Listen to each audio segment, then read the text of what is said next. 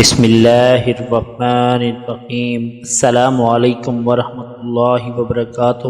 اس طرح کے متعدد واقعات سننے کے لیے ہمارے چینل کو سبسکرائب کریں۔ ایک نوجوان تھا جو ایک رات میں کئی لڑکیوں سے گناہ کیا کرتا تھا۔ اس کا معمول تھا کہ روزانہ شام کو ہر گناہ کتاب میں لکھ لیا کرتا۔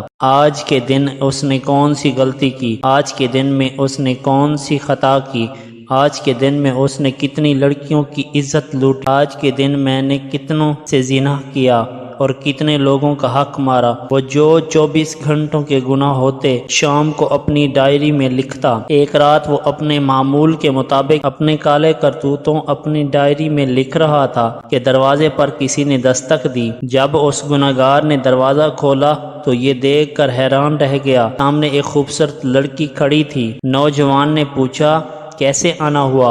اس نے کہا کہ میرے بچے یتیم ہیں، میرے بچوں کا باپ کب کا فوت ہو چکا ہے، کسی کی بھینس مری تھی، اس حرام بھینس کا گوشت کتے بھی کھاتے رہے اور میری اولاد بھی کھاتی رہی۔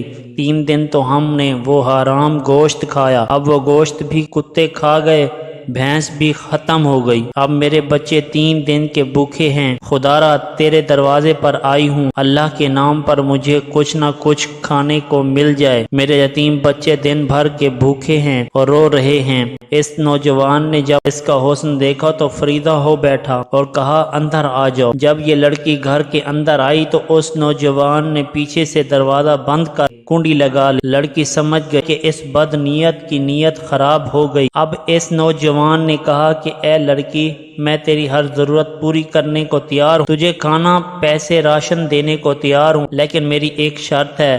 وہ شرط یہ ہے کہ میری خواہش پوری کرنی پڑے گی۔ یہ کہتی ہے اس نوجوان نے لڑکی کو اپنی طرف کھینچا تو اس لڑکی کی ایک چیخ نکلی اور زور سے پکارا، اے مصیبتوں کو دور کرنے والے رب، مجھے اس ذلیل انسان سے بچا لے، اے بلاؤں کو دور کرنے والے رب، مجھے اس ذلیل انسان سے بچا لے، اے میری عزت کے محافظ میرے رب، میری عزت کو بچا۔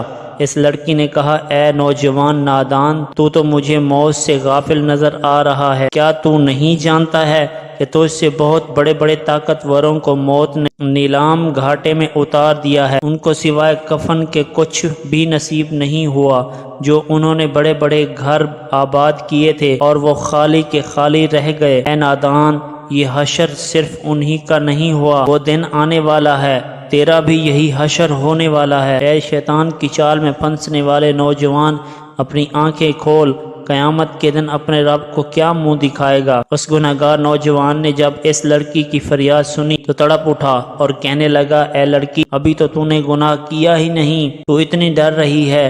میں نے جو ساری زندگی گناہوں میں گزاری ہے، مجھے تو تجھ سے زیادہ ڈرنا چاہیے۔ بس یہ کہتے ہی اس کے دل میں رحم آیا اور لڑکی پر ترس آیا اور اسے چھوڑ دیا، کھانے پینے کا سامان دیا اور رخصت کرتے ہوئے کہا کہ اپنے یتیم بچوں سے کہنا کہ میرے حق میں دعا کرے، آج سے میں پکا توبہ کر رہا ہوں، دعا کرنا اللہ میری توبہ قبول فرمائے۔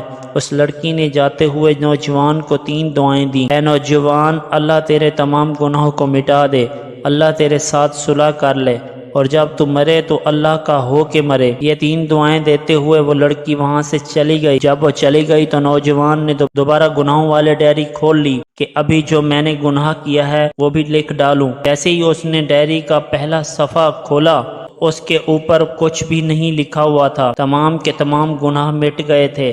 نوجوان نے ہر ایک صفحہ چھان مارا، پچھلے سارے کے سارے گناہ مٹ گئے تھے، سارے صفحے سفید نظر آ رہے تھے۔ غیب سے ایک آواز آئی، اے نوجوان، اللہ نے ایک عورت ہاتھوں تیرے ساتھ صلح کر لی، ایک تو اللہ نے تجھے توبہ کرنے کی توفیق دی ہے، دوسری دعا اللہ نے تیرے ساتھ صلح کی ہے، اور تیسری دعا جو تو مرے گا تو اللہ کا ہو کے مرے گا۔